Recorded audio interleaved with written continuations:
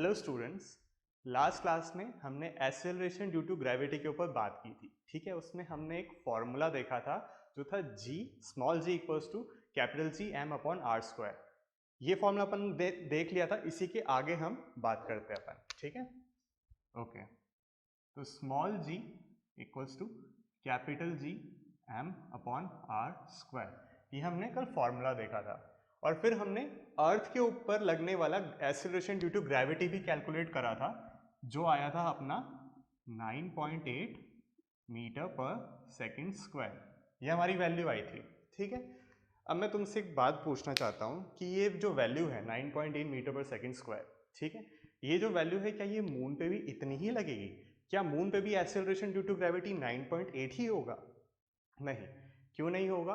क्योंकि इस फॉर्मूला में हमने लास्ट क्लास में अर्थ के ऊपर बात की थी, तो मास हमने अर्थ का डाला था, ठीक है, और रेडियस भी हमने अर्थ का डाला था, जिससे हमको जो एक्सेलरेशन ड्यू टू ग्रेविटी मिला था वो भी अर्थ का ही मिलेगा, है ना।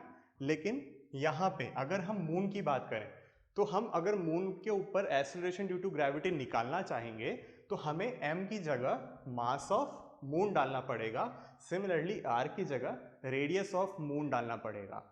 ये डालेंगे तो हमें एक वैल्यू मिलेगी और वो वैल्यू होगी acceleration due to gravity on moon.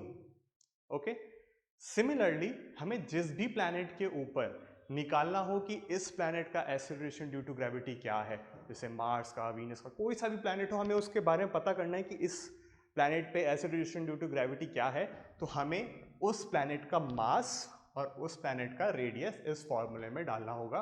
उसके बाद ही हमें पता चलेगा उस प्लैनेट के ऊपर लगने वाले एक्सेलरेशन ड्यू टू ग्रेविटी के बारे में। ठीक है, तो फिलहाल तो अपन अपनी अर्थ के ऊपर ही रहते हैं, अपन अर्थ के बारे में बात करते हैं। अर्थ के बारे में बात करूं तो मैं ये क्वेश्चन पूछना चाहता हूं कि अर्थ पे हर पॉइंट पे क्या जी की वैल्यू 9.8 मीटर पर सेकंड स्क्वायर ही रहेगी? Answer is no. अर्थ के ऊपर हर जगह 9.8 मीटर पर सेकंड स्क्वायर जी की वैल्यू नहीं रहती है। क्यों नहीं रहती है? क्योंकि जो अर्थ का शेप है वो बहुत ही वियर्ड सा शेप है। उस शेप को अपन जियोइड बोलते हैं। जैसे क्या होता है, अर्थ का शेप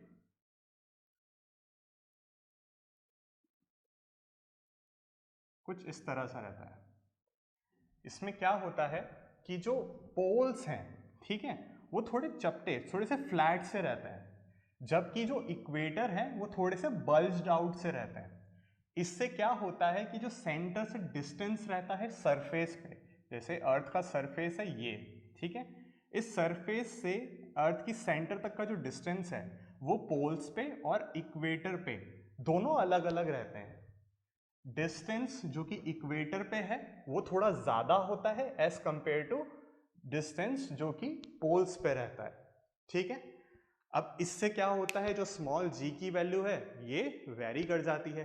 कैसे वेरी करती है? हमें पता है जो जी है, स्मॉल जी जो है वो रेडियस पे डिपेंड करता है। ठीक है, और कैसे डिपेंड करता है? इनवर्सली प्रोपोर्शनल डिपेंड करता है। ये जी इक्वल्स टू डिनोमिनेटर में है ना रेडियस का स्क्वायर, ऐसे ही इनवर्सली प्रोपोर्शनल रहता है।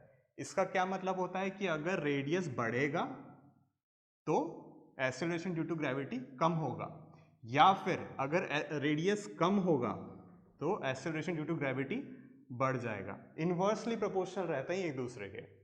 ठीक है, फिलहाल तो अपन बात करते हैं कि पोल्स पे जी की वैल्यू कितनी रहती है। ठीक है, क्या होती है जी की वैल्यू पोल्स पे? तो एट पोल्स, पोल्स पे क्या होता है, जो रेडियस है, जो रेडियस है वो कम होता है। अगर पोल्स पे रेडियस कम हुआ, पोल्स पे रेडियस कम हुआ तो जी की वैल्यू क्या होगी? ज़्यादा होगी, है ना। रेडियस कम होता है तो पोल्स पे जो रेडियस है उसकी वैल्यू कम होती है, और जो स्मॉल जी है वो पोल्स पे ज़्यादा रहेगा। ठीक है, अगर अपन इक्वेटर पे बात करें तो इक्वेटर पे जो डिस्टेंस है सेंटर से अर्थ की सरफेस तक का जो डिस्टेंस है वो ज़्यादा है as compare to centre to pole, है ना। ये डिस्टेंस ज़्यादा है तो एट इक्वेटर, इक्वेटर पे क्या रहेगा? आर की वैल्यू ज़्यादा रहती है तो जी की वैल्यू कम रहेगी। ठीक है, समझ में आया अभी तक? 2 पॉइंट्स पढ़े, जब हम पोल्स के ऊपर बात करें और हम इक्वेटर के ऊपर बात करें, ठीक है। तो जी की वैल्यू कैसे रहती है ये अपन ने बात करी। अच्छा, अभी तक तो हम सरफेस पे थे, अर्थ की सरफेस पे थे। अब क्यों ना अर्थ की सरफेस के बाहर जाते हैं, ठीक है, सरफेस के आउटवर्ड्स जाते हैं। When we go outwards the surface of earth, अभी हम आउटवर्ड जा रहे हैं, तो जी की वैल्यू क्या होगा? जब हम बाहर जा रहे हैं तो आर की जो वैल्यू है वो बढ़ती जा रही है। जैसे क्या हो रहा है, हम इस पॉइंट पे अब सरफेस से ऊपर जाते जा रहे हैं, अर्थ से बाहर निकलते जा रहे हैं, तो आर की जो वैल्यू है, आर की जो वैल्यू इन द सेंस जो डिस्टेंस है सेंटर से हमारे बीच में जो डिस्टेंस है उसको हम आर बोल रहे हैं ना, तो उसको जो आर की जो वैल्यू है वो बढ़ती जा रही है ना। अगर आर की वैल्यू बढ़ती जाएगी तो सेम केस है ये वाला, एक्सेलरेशन ड्यू टू ग्रेविटी कम हो जाएगा, ठीक है। तो यहाँ पे आर बढ़ रहा है तो जी की वैल्यू कम हो जाएगी, है ना। अच्छा, अभी तो हम आउटवर्ड्स जा रहे थे, अब क्यों ना हम इनवर्ड्स जाएं। अभी हम इनवर्ड्स अंदर की तरफ आ रहे हैं, तो इसको याद कर लो। अभी इसका हमें एक्सप्लेनेशन ज़्यादा देखना नहीं क्योंकि ये हमारे अभी सिलेबस में नहीं है, ठीक है। फिर भी नॉलेज के लिए अगर हम अंदर जा रहे हैं, सरफेस के अंदर जा रहे हैं, ठीक है, तो अगर अपन इनवर्स जा रहे हैं तो तुमको लग रहा होगा कि सर रेडियस या फिर डिस्टेंस कम हो रहा है ऑब्जेक्ट और सेंटर के बीच में, तो हम क्या बोलेंगे, अगर रेडियस कम हो रहा है तो जी की वैल्यू बढ़नी चाहिए, लेकिन ऐसा होता नहीं है। जैसे जैसे हम अंदर जाते रहते हैं जी की वैल्यू डिक्रीज होती जाती है। याद कर लो अभी इस बात को, इसको तुम, इसका जो रीज़न है ये तुम हायर क्लासेस में पढ़ोगे कि ऐसा क्यों होता है। फिलहाल तो जैसे जैसे हम सरफेस के अंदर जाते जाएंगे, इनसाइड द सरफेस जाते जाएंगे, जी की वैल्यू कम होती जाएगी, और एक पॉइंट ऐसा आएगा जब हम अगर सेंटर पे पहुंच गए तो वहां पे एट सेंटर जो जी की वैल्यू है वो जीरो हो जाएगी, एकदम 0 मीटर पर सेकेंड स्क्वायर हो जाएगा, ठीक है। तो कुछ पॉइंट्स हैं, इनको तुम नोट करो, ठीक है, उसके बाद अपन आगे देखते हैं। ओके, तो तुमने इनको नोट कर लिया होगा, है ना। मैं मिटा देता हूँ इनको जल्दी से। इसके बाद हम बात करेंगे कि जो मोशन है, अगर हम ग्रेविटी के अंदर मोशन कर रहे हैं तो उसके ऊपर न्यूमेरिकल्स कैसे आते हैं, उन्हें किस तरह से सॉल्व करना है, उनका हम लॉजिक पढ़ेंगे, ठीक है। तो एक हेडिंग डाल लो, motion of an object under gravity, motion of an object under gravity, ठीक है, ओके। तो हमने अभी तक मोशन चैप्टर पढ़ा, उसमें जितने भी हमने एग्जांपल्स किए थे उसमें हॉरिजॉन्टल मोशन हो रहा था, जो ऑब्जेक्ट है वो यहाँ से इधर जा रहा था या फिर इधर से इधर जा रहा था, हॉरिजॉन्टली मूव कर रहा था वो। इस चैप्टर में हम वर्टिकल मूवमेंट करेंगे, जो ऑब्जेक्ट होगा या तो वो ऊपर से नीचे जाएगा या नीचे से ऊपर जाएगा, ठीक है। फिलहाल तो अपन मोशन चैप्टर की बात करें, उसमें हमने 3 इक्वेशन ऑफ मोशन पढ़ी थी, और हमारा जो मूवमेंट था उस चैप्टर में जैसे कैसे होता था, एक ऑब्जेक्ट हमें दे दिया रहता था और बोला जाता था कि एक ऑब्जेक्ट है वो कोई u वेलोसिटी से मूव कर रहा है, u in the sense initial velocity हो गया। मान लिया जाता था कि वो कोई डिस्टेंस कवर किया, मान लेते थे s डिस्टेंस कवर किया और एक पोजीशन पे आ गया, ठीक है। अभी उसकी कुछ वेलोसिटी है v मान लेते हैं, जिसको हम फाइनल वेलोसिटी बोलते थे। बोल दिया जाता था कि इनके बीच में कुछ एक्सेलरेशन होता है, उसको हम a से डिनोट कर देते थे, और ये भी बोला जाता था कि यहाँ से यहाँ तक जाने में कोई t टाइम लगता था, है ना। और इन्हीं के ऊपर हमने 3 इक्वेशंस पढ़ी थी, 3 इक्वेशन ऑफ मोशन क्या क्या थी। फर्स्ट वाली थी v equals to u plus a t, second थी s equals to u t plus half a t square, third equation थी v square minus u square equals to 2as, ठीक है। ये तो था जो हमने मोशन में पढ़ा था जब हॉरिजॉन्टल मूवमेंट होता था ऑब्जेक्ट का। इस चैप्टर में हमें वर्टिकल मूवमेंट करना है। वर्टिकली इन द सेंस क्या होगा कि एक ऑब्जेक्ट होगा, वो एक पर्टिकुलर हाइट पे से थ्रो कर दिया जाएगा या फिर नीचे से ऊपर फेंक दिया जाएगा।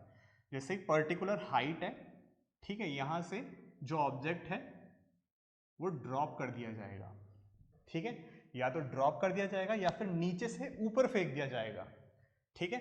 अच्छा, यहाँ पे तो जो डिस्टेंस है या फिर डिस्प्लेसमेंट, इसको एस से डिनोट करते थे, ठीक है, एस से डिनोट करते थे।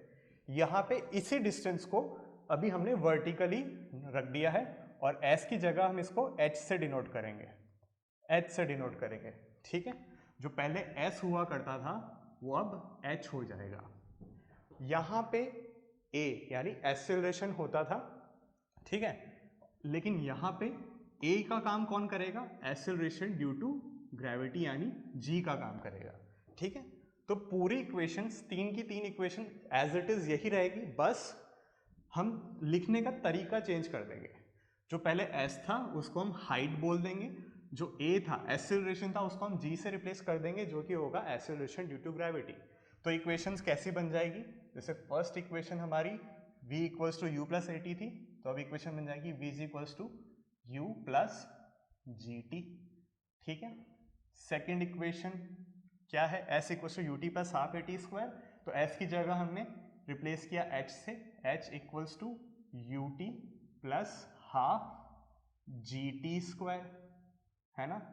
थर्ड इक्वेशन क्या थी, u square sorry v square minus u square, as it is लिखेंगे v square minus u square equals to 2AH, यहाँ पे A आ रहा था लेकिन यहाँ पे G आएगा अब, ठीक है, 2GH, ठीक है। तो ये तीन इक्वेशन रहेगी इस चैप्टर में।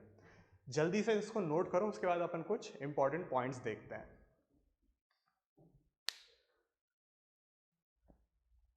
चलो, तुमने इसको नोट कर लिया होगा, आगे देखते हैं इसी को।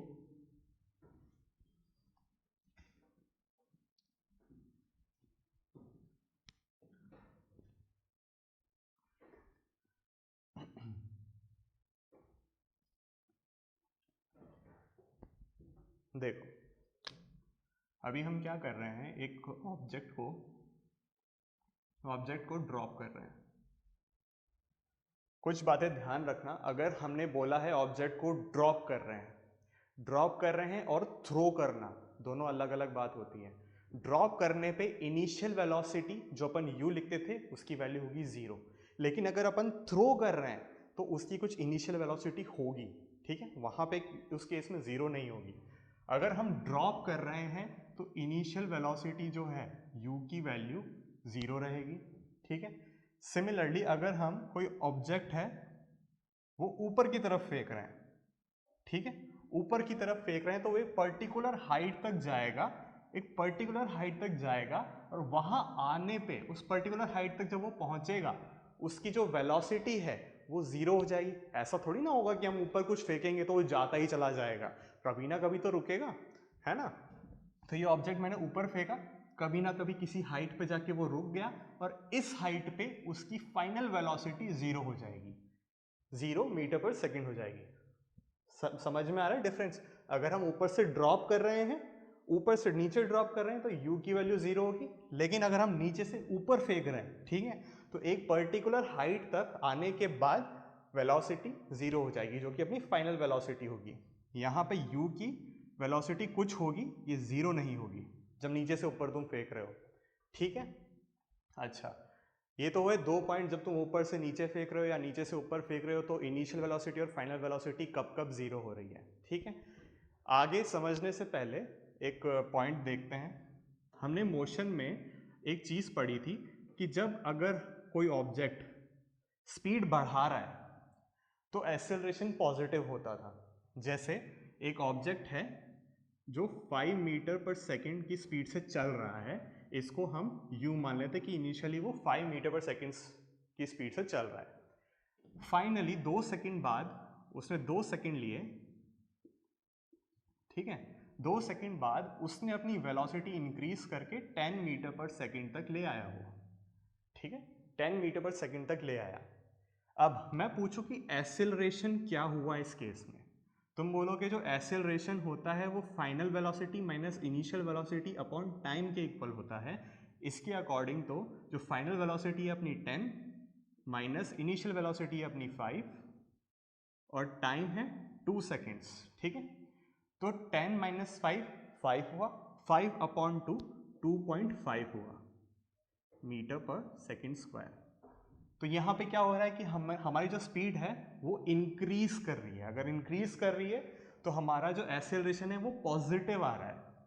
इसी चीज़ को मैं थोड़ा चेंज कर दूँ, अभी हमारा जो v है वो 5 कर लेते हैं और जो u है वो 10 कर लेते हैं। अभी क्या हो रहा है कि ज़्यादा स्पीड में चल रहा है, लेकिन फाइनली आते आते हमारी स्पीड थोड़ी कम हो गई। पहले केस में स्पीड बढ़ रही थी तो हमारा पॉजिटिव एक्सेलरेशन आया था। इस केस में हमारी स्पीड कम हो रही है, तब देखते हैं एक्सेलरेशन क्या आता है। अभी इस केस में फाइनल वेलोसिटी हमारी है 5, इनिशियल वेलोसिटी अपनी 10, ठीक है। तो 5 माइनस 10 कितना होता है? -5 होता है, और -5/2 -2.5 होता है। तो जब अपन स्पीड कम कर रहे हैं, जब अपनी स्पीड कम हो जाती है, तब एक्सेलरेशन क्या होता है? नेगेटिव में। ये हमने मोशन में पढ़ा था। सेम यही लॉजिक हम लगाएंगे इस केस में। यहाँ पे देखो क्या होता है, जब हम ऊपर से नीचे फेंक रहे हैं, ऊपर से हम कुछ चीज़ ड्रॉप कर रहे हैं, तो स्टार्टिंग में तो उसकी वेलोसिटी 0 होती है, लेकिन जैसे जैसे वो नीचे आता है उसकी वेलोसिटी बढ़ती है ना। तो अगर ऊपर से नीचे आ रहे हैं और वेलोसिटी बढ़ रही है तो उसका एक्सेलरेशन होगा पॉजिटिव, यानी उस केस में हम लेंगे पॉजिटिव। जैसे ऊपर से नीचे आ रहे हैं तो positive 9.8 metre per second square. जब ऊपर से नीचे आ रहे हैं, क्यों? क्योंकि ऊपर से नीचे आने में हमारी स्पीड बढ़ रही है। स्पीड बढ़ रही है तो पॉजिटिव एक्सेलरेशन है। लेकिन इसी का उल्टा केस, अगर हम नीचे से ऊपर फेंक रहे हैं, जब कोई भी चीज़ नीचे से ऊपर फेंकते हो तो स्टार्टिंग में तो उसकी कुछ वेलोसिटी होती है, लेकिन ऊपर जाते जाते उसकी वेलोसिटी कम कम कम होते होते वो ज़ीरो हो जाती है। समझ में आ रहा है? जब नीचे से ऊपर तक फेंका तो एक पॉइंट तक आते आते उसकी वेलोसिटी 0 हो गई। अब ये 0 हो रही है, in the sense velocity starting में कुछ थी, स्टार्टिंग से ऊपर फेंका तो कम होती गई। अगर नीचे से ऊपर फेंक रहे हो, नीचे से ऊपर फेंक रहे हो, तो जो g की वैल्यू है वो हम -9.8 मीटर पर सेकेंड स्क्वायर लेंगे। कहने का बस इतना सा मतलब है। अगर ऊपर से नीचे फेंक रहे हो तो पॉजिटिव एक्सेलरेशन लगेगा, क्यों? क्योंकि स्पीड बढ़ रही है। अगर नीचे से ऊपर फेंक रहे हो तो नेगेटिव एक्सेलरेशन लगेगा, क्यों? क्योंकि स्पीड डिक्रीज कर रही है। ठीक है, इस पूरे लॉजिक को लिख लो तुम, है ना। 4 पॉइंट्स बताए मैंने। इनिशियली स्पीड 0 रहेगी अगर आप सिर्फ ड्रॉप कर रहे हो तो u 0 रहेगा। अगर आप नीचे से ऊपर फेंक रहे हो और फाइनल वेलोसिटी फिर 0 हो जाएगी। अगर ऊपर से नीचे आ रहे हो तो g पॉजिटिव रहेगा। अगर नीचे से ऊपर फेंक रहे हो कोई ऑब्जेक्ट तो g नेगेटिव रहेगा। 4 पॉइंट्स हैं, जल्दी से इनको नोट करो, उसके बाद हम आगे देखते हैं। चलो, तुमने सारे पॉइंट्स नोट कर लिए होंगे। एक छोटा सा पॉइंट और है, वो भी अपन देखते हैं, उसके बाद अपन न्यूमेरिकल्स करेंगे। ठीक है, छोटा सा पॉइंट वो ये था कि जैसे अपन कोई भी ऑब्जेक्ट ऊपर फेंक रहे हैं, ठीक है, कोई भी ऑब्जेक्ट ऊपर फेंक रहे हैं और उसके बाद वो ऑब्जेक्ट नीचे भी आएगा। ऑब्वियसली बात है, जो भी तुम ऊपर फेंकते हो वो नीचे भी आएगा, है ना। एक सेकंड बस मैं मिटा दूँ इसको। देखो, कोई भी ऑब्जेक्ट है जो तुम ऊपर फेंक रहे हो घूम के वापस भी नीचे आएगा, है ना। तो जितना टाइम इसको नीचे से ऊपर जाने में लगता है, जिसको हम क्या कहते हैं, टाइम ऑफ एसेंड। ठीक है, टाइम ऑफ एसेंड। ठीक है, जितना टाइम ऊपर जाने में लग रहा है उतना ही टाइम इसको वापस नीचे आने में भी लगेगा। ठीक है, जितना टाइम ऊपर जाने में लग रहा है यानी time of ascend will be equal to time of descent, यानी टाइम ऑफ डिसेंट। समझ में आ रहा है? अगर तुमसे कोई बोला कि एक ऑब्जेक्ट है वो पूरा ऊपर से नीचे जाने में 6 सेकंड ले रहा है, यानी नीचे से मैंने उसको ऊपर फेंका और ऊपर से वो नीचे आ गया, वो 6 सेकंड ले रहा है। टोटल टाइम किसी ने बोला कि 6 सेकंड्स हैं और पूछा कि ये बताओ कि नीचे से ऊपर जाने में उसको कितना टाइम लगा, तो ऑब्वियसली जितना नीचे से ऊपर लगा उतना ही ऊपर से नीचे लग रहा है। ठीक है, और टोटल 6 सेकंड्स दे रहा है, तो नीचे से ऊपर जाने में 3 सेकंड्स लगेंगे, उसी का हाफ, है ना।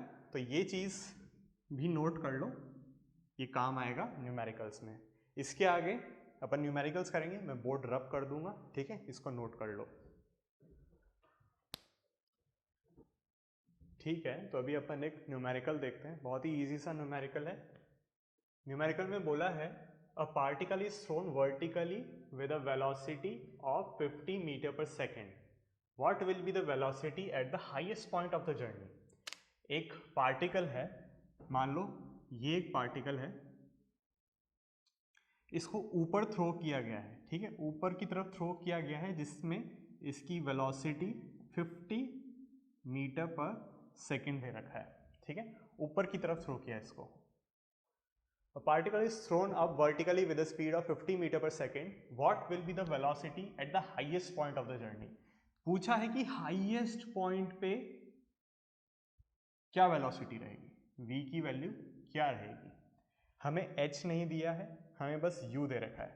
अच्छा, नीचे से ऊपर फेंकने में जो g रहेगा, एक्सेलरेशन ड्यू टू ग्रेविटी रहेगा, इसकी वैल्यू क्या रहेगी, माइनस, नेगेटिव में रहेगी, लेकिन क्वेश्चन में 10 दे रखा है तो हम 10 ही लेंगे, 10 मीटर पर सेकेंड स्क्वायर, ये हम लेंगे। पहली चीज तो इसने बोला what will be the velocity at the highest point, तो हम ये लिख सकते हैं at highest point v will be 0 metre per second, ठीक। हाईएस्ट पॉइंट पे वेलोसिटी अपनी 0 हो जाएगी क्योंकि वो एक पॉइंट पे जाके रुक जाएगा, ठीक है। हाइट जो है इसको अपन h मान लेते हैं, ठीक है, और नीचे से ऊपर जाने में टाइम t मान लेते हैं, ठीक है। टाइम t हमें नहीं पता, जो जो नहीं पता चलो हम इसको यहाँ लिख लेते हैं। हाइट हमें नहीं पता, टाइम हमें नहीं पता, जो v था इसकी वैल्यू हमने 0 निकाल ली है, u की वैल्यू हमें 50 मीटर पर सेकेंड दे रखी है, g की वैल्यू हमें -10 मीटर पर सेकेंड स्क्वायर दे रखी है, ठीक है। चलो, how high would the particle rise, कितना ऊपर तक ये पार्टिकल जाएगा, ये पूछा, यानी हमें h की वैल्यू पूछी है कि कितना ऊपर तक हाइट, मतलब किस हाइट तक हमारा ऑब्जेक्ट जाएगा। तो हम ये कैसे निकालेंगे, हमें क्या क्या दे रखा है, u दे रखा है, u दे रखा है, v दे रखा है, g दे रखा है। थर्ड इक्वेशन जो थी, थर्ड इक्वेशन क्या थी, v square minus u square equals to 2gh, ठीक है। हमें h निकालना है, हमें h निकालना है, हमें u पता है, हमें v पता है, u पता है और g पता है, सारी वैल्यूज को इसमें डाल देते हैं। v की वैल्यू है 0, तो 0 का whole square equals to minus u square यानी 50 का स्क्वायर इक्वल्स टू 2g की वैल्यू है -10 और h हमें कैलकुलेट करना है, ठीक है। u का स्क्वायर 0 का स्क्वायर 0 ही होता है, 50 का स्क्वायर होगा 2500 इक्वल्स टू 2 इंटू -10 -20 और यहाँ पे h है, 20 जाएगा इसके नीचे, पहले एक स्टेप और लिख लेते हैं, 2500 इक्वल्स टू -20h, माइनस से माइनस कट जाएगा, 20 जाएगा इसके नीचे, तो h की वैल्यू क्या हो जाएगी 2500 अपॉन 20, ठीक है। 0 से 0 कैंसिल, 2 से कैंसिल होगा 250, कितने टाइम्स 125 टाइम्स। हाइट किस में दे रहा है, मीटर में, ठीक है। तो ये तो हो गई अपनी हाइट। और क्या पूछा है उसने, what time would it take to reach the highest point, highest point तक जाने में उसको कितना टाइम लग रहा है, t की वैल्यू फाइंड करनी है। तो कौन सी इक्वेशन लगाएंगे अपन, यहाँ तक तो चलो इसकी बात हुई। टाइम के लिए बात करें तो कौन सी इक्वेशन लगेगी, हमें क्या क्या दिया है, अपन को लगभग सभी कुछ दिया है, तो पहली इक्वेशन लगा लेते हैं। पहली इक्वेशन है v equals to u plus g t, ठीक है।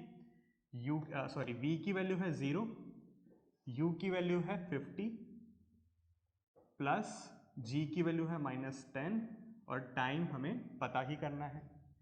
50 जाएगा इधर तो -50 हो जाएगा इक्वल्स टू -10t, माइनस से माइनस कटा 0 से 0 कट जाएगा, तो टाइम क्या हो जाएगा, टाइम इक्वल्स टू 5 सेकेंड। बहुत ही इजी सा क्वेश्चन था ना, जल्दी से इसको नोट कर लो, इसके बाद अपन एक और क्वेश्चन करेंगे। चलिए तो एक और क्वेश्चन देखते हैं। क्वेश्चन बोर्ड पे लिखा है, a boy on a cliff 49 metre high drops a stone. एक बॉय है, क्लिफ पे खड़ा है और उसने एक स्टोन ड्रॉप करा। ठीक है, एक क्लिफ है,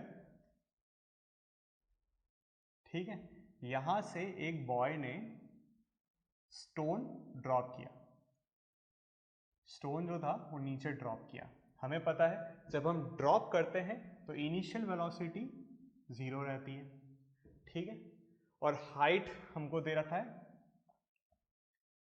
49 मीटर, ठीक है, क्लिफ की हाइट 49 मीटर दे रखी है।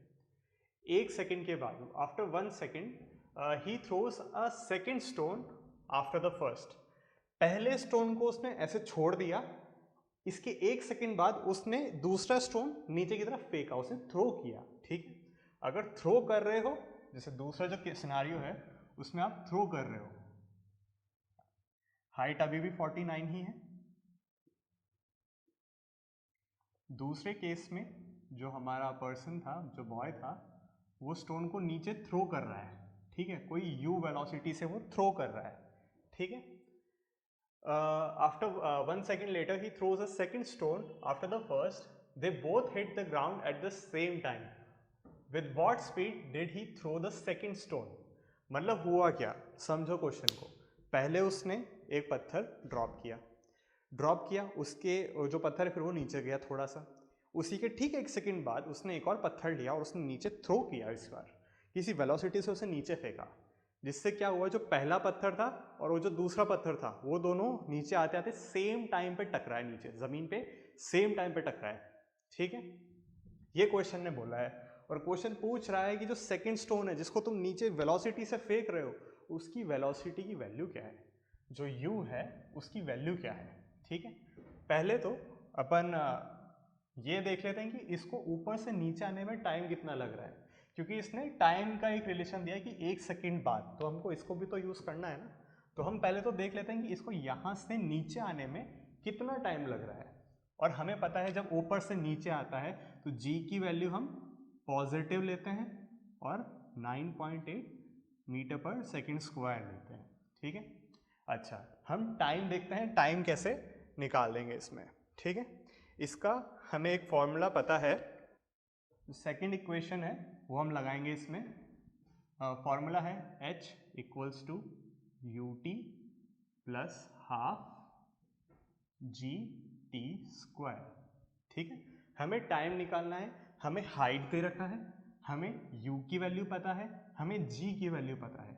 टाइम निकल जाएगा कि ऊपर से नीचे आने में कितना टाइम लगा, तो हाइट है 49 इक्वल्स टू u की वैल्यू यहाँ पे 0 है तो 0 इंटू टाइम 0 हो जाएगा, plus half into 9.8 into time square, ठीक है।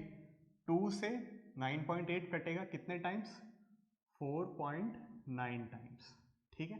तो क्या बना अभी तक, 49 equals to 4.9 into time square, 4 point आएगा नीचे तो 49 upon 4.9 is equals to time square, point हटा देंगे तो ऊपर 10 लगा देंगे तो 49 से 49 कैंसिल हो जाएगा, overall t square equals to 10 आ जाएगा, time square equals to 10। Under root ले लेते हैं दोनों तरफ, तो अंडर रूट लेंगे दोनों तरफ तो यहाँ पे आ जाएगा 10 के ऊपर अंडर रूट, ठीक है। और रूट 10 की वैल्यू होती है 3.162, और क्योंकि ये टाइम है और सेकेंड्स में चल रहा है तो इसकी यूनिट भी क्या हो जाएगी, सेकेंड्स, ठीक है। तो ऊपर से नीचे आने में इस स्टोन को 3.162 सेकेंड्स लगे, ओके। अच्छा, ये तो हुआ पहले स्टोन का, कि पहले स्टोन को ऊपर से नीचे आने में 3.162 सेकेंड्स लगे। हमें क्वेश्चन में दे रखा था कि पहला जो स्टोन है वो हमने फेंका नहीं, हमने ड्रॉप किया, और जो दूसरा स्टोन है उसको हमने थ्रो किया।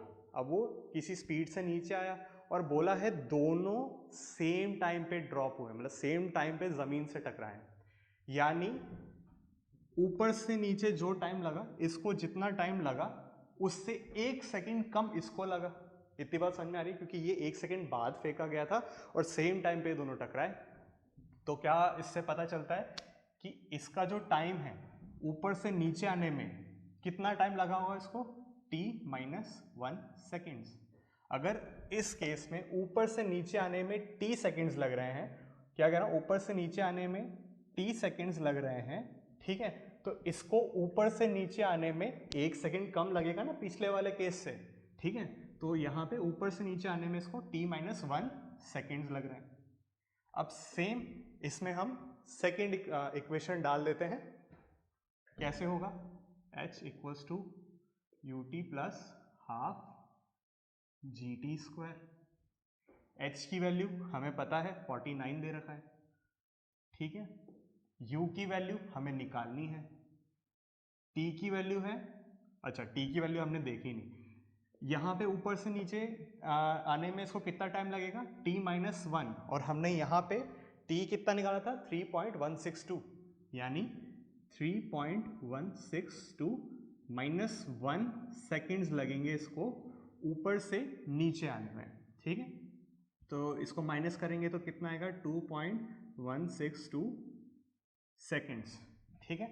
इस केस में जब सेकेंड स्टोन की बात करें तो ऊपर से नीचे आने में इतना टाइम लग रहा है, तो यही वैल्यू हम इधर डाल देंगे 2.162 + हाफ GT²। मैं नीचे लिख दे रहा हूँ, वहाँ पे स्पेस नहीं है तो मैं नीचे लिख दे रहा हूँ, प्लस हाफ, चलो हाफ को भी नीचे लिख लेते हैं, हाफ g क्या है प्लस का 9.8 और टाइम स्क्वायर t की वैल्यू अपन ने अभी अभी निकाली 2.162 का होल स्क्वायर, ठीक है। अब हमें सब चीज़ें दे रखी है, इसी चीज़ को चलो मैं और अच्छे से लिख देता हूँ नीचे, 49 = u × 2.162 प्लस हाफ 9.8 2.162 स्क्वायर। इस चीज़ को सॉल्व करना है, नॉर्मल कैलकुलेशंस हैं, कैलकुलेट करो और u की वैल्यू निकालो। तब तक इसको तुम नोट भी कर लो, ठीक है। ओके, तो तुमने वैल्यू निकाली, वैल्यू कुछ आ रही होगी 12.1 मीटर/सेकेंड, ठीक है। होपफुली सब समझ आया होगा तुमको, ठीक है। इसके बाद जो भी टॉपिक रहेगा वो हम नेक्स्ट क्लास में पढ़ेंगे। तब तक जितने भी कॉन्सेप्ट्स अभी अपन ने करे हैं, न्यूमेरिकल्स किए हैं, इनकी अच्छे से प्रैक्टिस करना और थ्योरी को लर्न करते रहना, ठीक है। नेक्स्ट क्लास में मिलते हैं अपन, ओके, बाय बाय।